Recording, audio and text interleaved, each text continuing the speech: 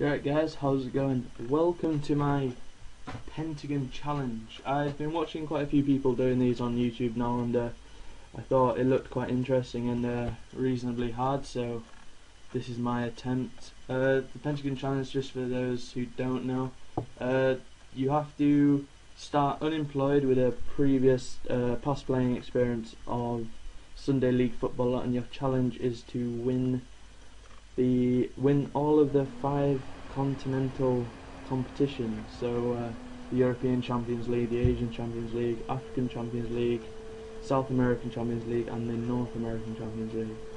Now, I have started in North America with a team called the New England Revolution, nicknamed the Revs. I applied for these and I got offered the job, and I took it purely because England's in their name and I am English, so that suited quite nicely. I'm bringing you this episode into the second game into the season. Pre-season was okay. We drew against the reserves, which was quite annoying. Every time we scored, they scored literally like a minute after. So we scored, 2 minutes later they scored.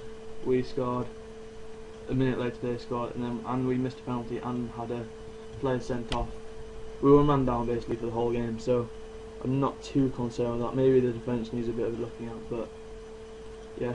Then Richmond Kickers, these are a relatively awful team. Fairly comfortable win. They did end up with 9 men, so maybe not too much of a comfortable win after all. Third pre-season game, we were against the Wilmington Hammerheads. Pretty cool name.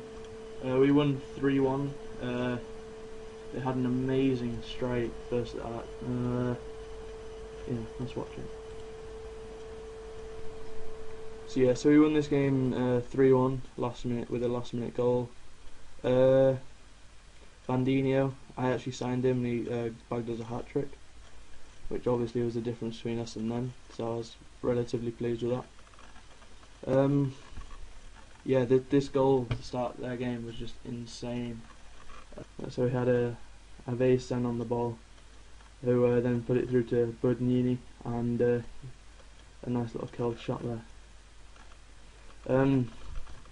Our next game in pre-season was against Real Salt Lake. I decided to arrange a friendly against a team who were of similar standard according to Football Manager, and a home game, so we'd only played one.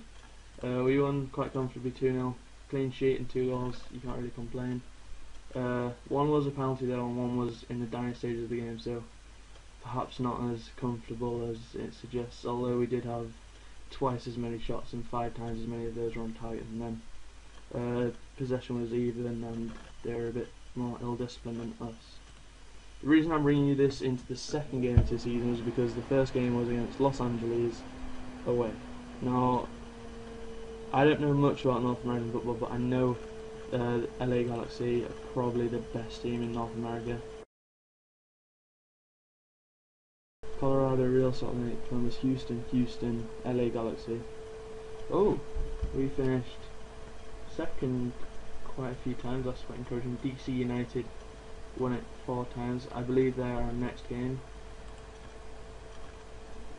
Yeah, at home. Oh, 3 home games in a row, that looks quite nice.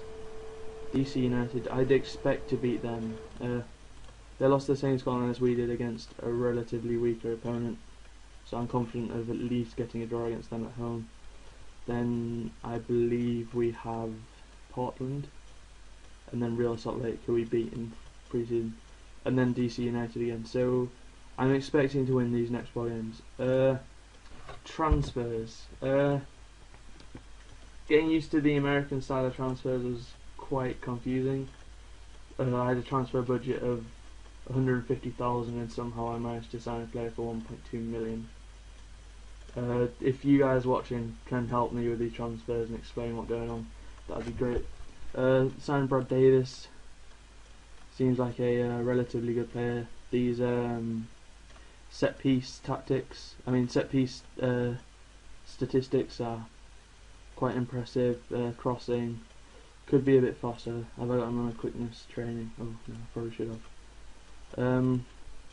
Yeah, the team that I inherited, they were reasonably good, but certain areas needed a bit more strengthening to suit my tactics. We got Vandinho. He's the guy that scored that hat trick in the 3-1 win in pre-season.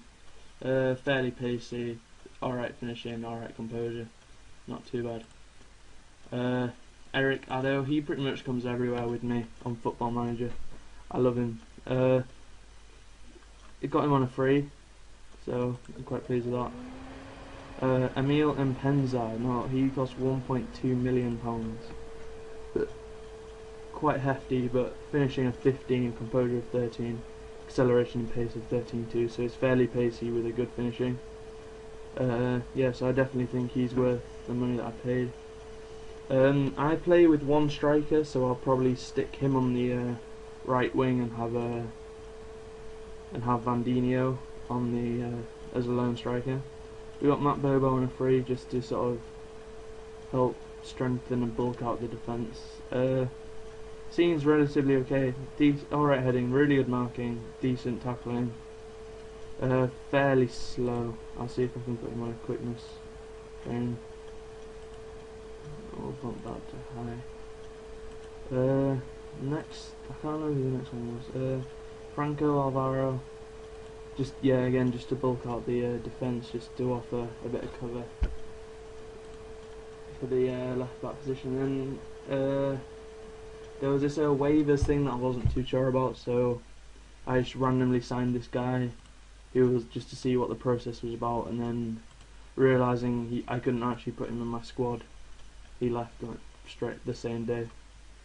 So yeah, I can imagine him being quite annoyed with that. It was 3-1. I was pretty devastated. I mean, it was an own goal, and there were a few more occasions on which I think we could have scored. So I think we probably deserved a draw, maybe. But looking at the shot statistics, maybe not. But we did have our fair share of possession, so I'm not entirely sure. Emil Mpenza signing for 1.2 million. He gets injured in his first game. I think he's going to be out for around returns like training 13 days, so he'll probably be out for around 3 weeks. So that's quite irritating. Eric Addo had a pretty crap game along with Tyler Polak. As did Benny Falihaber. This guy is awesome. I was like so happy when I saw him in my squad.